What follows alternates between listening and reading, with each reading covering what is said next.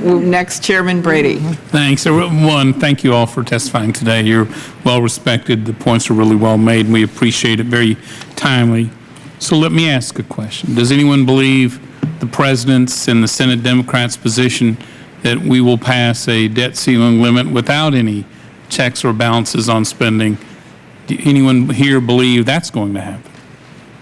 Maybe that's the flip side of this brinksmanship rhetoric. I appreciate the points that the debt ceiling is one of the few remaining opportunities to restrain the expansion of federal government. And Vice Chairman Klobuchar said the same in 2011. Now it's time to have the vote tied in with getting some progress on the long-term debt to the country. And I think that's where Republicans and Democrats actually agree going forward. So very briefly, Mr. Malpass, you made the case that it's economically important to restrain the growth. So what are the one or two most key elements Congress ought to be focusing on that restraint in that area?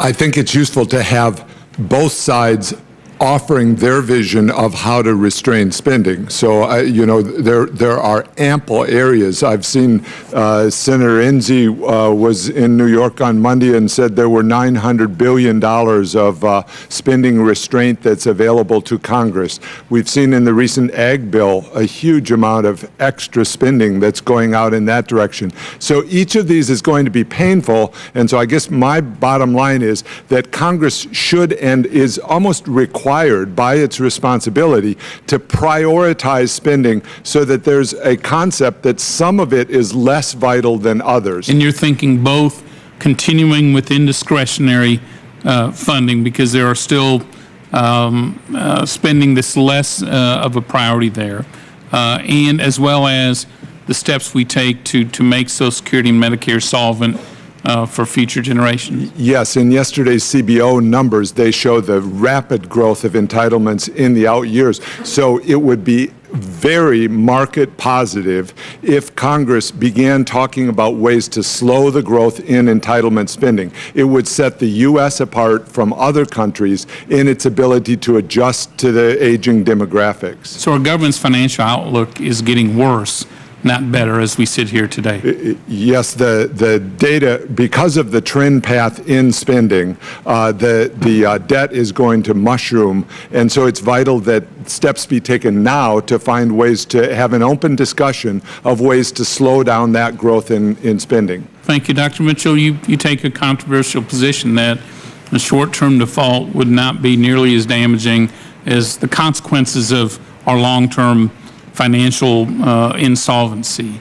I noted the House has already passed legislation that takes default off the table, that requires the federal government Treasury to pay the bonds as they come due in full interest. It looks like we're getting set to do that again on Friday. You know, do you think that's one avenue that helps reassure markets in the short term so that we can actually focus on solving together, Republicans, Democrats, the long-term problem we have?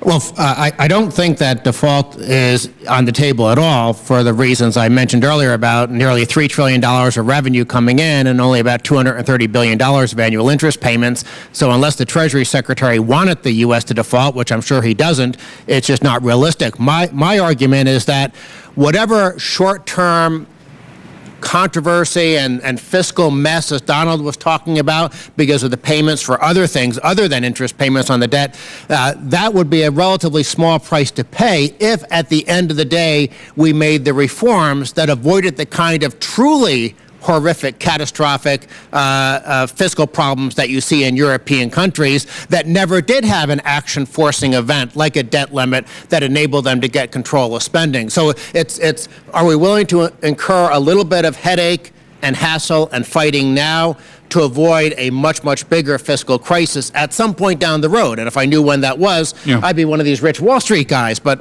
you know, all I know is it's going to happen if we do nothing. So you're saying the most dangerous and risky path is continue the unrestrained spending and ignore the problems with our entitlements? Yes, if you look at that CBO long-run fiscal outlook, it's very, very clear that the growth of entitlement programs left unreformed will be an enormous burden on our economy. And even if a couple of $1 trillion of revenue just floated down from heaven, that wouldn't change, in my mind, the arguments that we need to make Medicaid and Medicare and Social Security more structurally sound with the kinds of reforms that people have been talking about.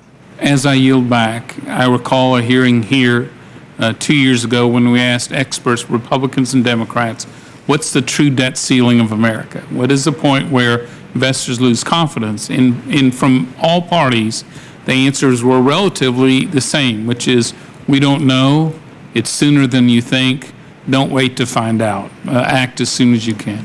Vice Chairman? Thank you very